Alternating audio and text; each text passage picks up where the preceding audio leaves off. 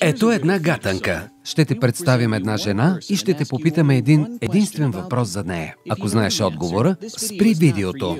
Но ние си обзалагаме, че няма да можеш да отговориш. И в мига, в който чуеш какъв е въпросът, най-вероятно ще изгаряш от любопитство да научиш отговора. А може би отделените няколко минути ще те отведат на пътешествие до тайна, която може да промени настоящия ти живот до неузнаваемост. Това е Елена. Тя е готина. Но Елена води тайна битка, която измъчва от години. Носи високи токчета, за да изглеждат краката й по-стройни. Избира си тъмни дрехи, за да прикрие килограмите си. Понякога Елена се страхува, че никога няма да успее да спре да прияжда, когато е изнервена. Понякога се срамува от себе си, когато пробва бански за лятото, а отсреща огледалото и казва, че просто нищо няма да й стои добре. Срамува се от коремчето си, притеснява се как бедрата й се трият докато върви,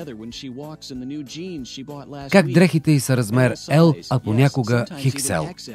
Елена няма представа как да се отърве от килограмите си. Последната й диета се провали, след като приядеш чипс и торта. Хранителните добавки изглежда не й помагат да отслабне. Елена знае, че няма магическа диета, която да й върне стройната фигура. След седмица-две на строг режим, гладът отново взема връх и тя започва да прияжда и пълнее.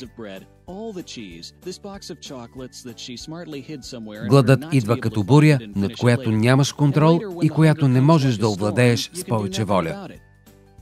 Не прилича ли Елена малко на теб? Ако отговорът е да, имаме добри новини. Елена губеше битката с килограмите досега, но вече не. Сега тя е уверена, изглежда както цял живот е мечтала, не прияжда. Всъщност, напоследък Елена едва може да доеде цялата си салата.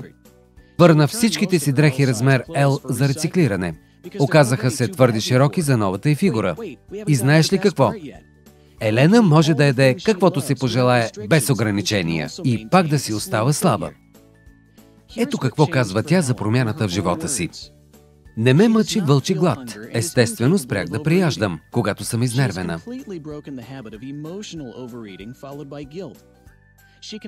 Мога да си хапвам храните, които обичам, без вина. Усещам, че съм отслабнала забележимо. Сякаш тялото ми гори калориите много по-бързо от преди. Мисля, че някои приятелки завиждат на успеха ми. Самочувствието ми се покачи. Така. Обещахме ви гатанка. Ето я и нея. Какво е направила Елена, за да постигне тази промяна? Нека ти помогнем с няколко примерни варианта. Ще ти съдействаме да изключиш отговорите, които не са истина.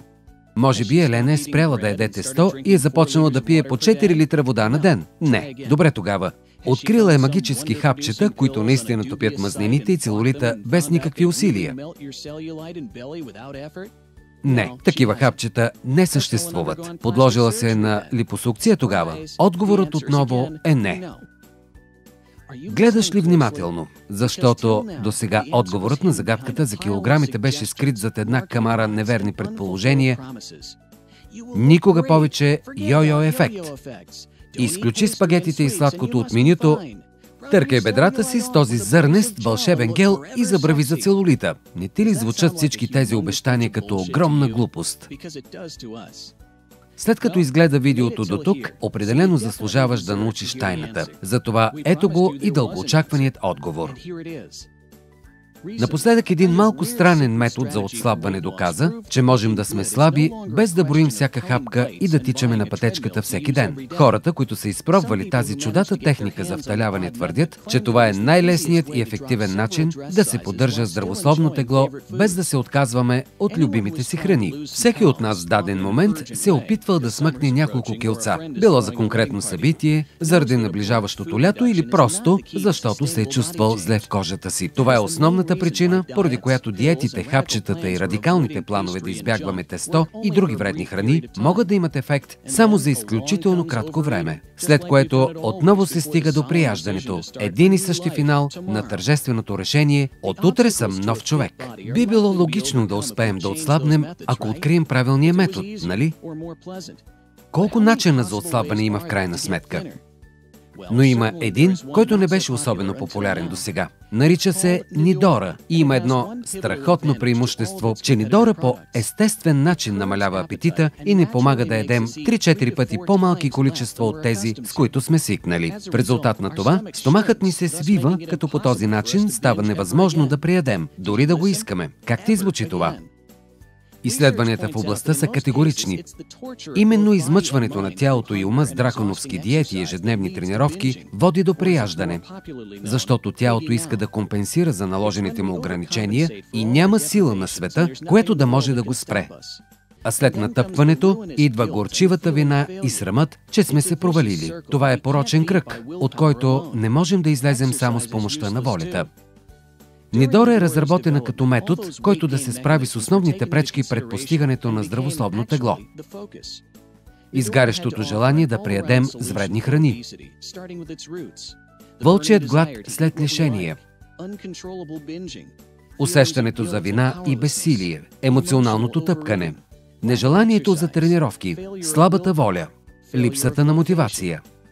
На базата на всички тези фактори бе разработен методът Нидора. Идеята на създателите е била Нидора да се отличава от всички останали методи за отслабване, което е уплашило някои хора, свикнали да разчитат на познатото – диети, чайове и хапчета. Ето защо Нидора не е хапче за унищожаване на масни депа. Нидора не обещава, че някаква специална нейна съставка ще разтопи мазнините за дни. Дори ако това бе възможно, то би било изключително вредно за тялото. Добре, а какво точно тогава е Нидора? Нидора е прахообразна смесица от изцяло натурални съставки. Всички те са подбрани специално. Комбинацията е усъвършенствана в продължение на години и е минала всички тестове за сигурност. Какво прави Нидора толкова специална тогава? Ето какво. Използвани в правилната комбинация и доза, тези съставки стимулират мозъка да подава сигнали за ситост, намалявайки по естествен път желанието за храна. Нидора действа на 4 нива. Усвоява се през непцето, езика, обонянието и стомаха, като създава силно усещане за заситеност до мозъка. 2-3 минути след употребата на Нидора са достатъчни, за да се почувстваме прияли, като всъщност едвам сме хапнали малко от блюдото пред себе си. Винаги, когато поръсим малко Нидора върху ястието, апетитът ни ще намалее или изчезне напълно до минути. По този начин, загубата на тегло е безвредна и естествена. Ето какво споделят клиентите, които вече опитаха Нидора. Не чувствам никакъв глад, не ми се налага да се контролирам. Спрях да мечтая за забранени храни.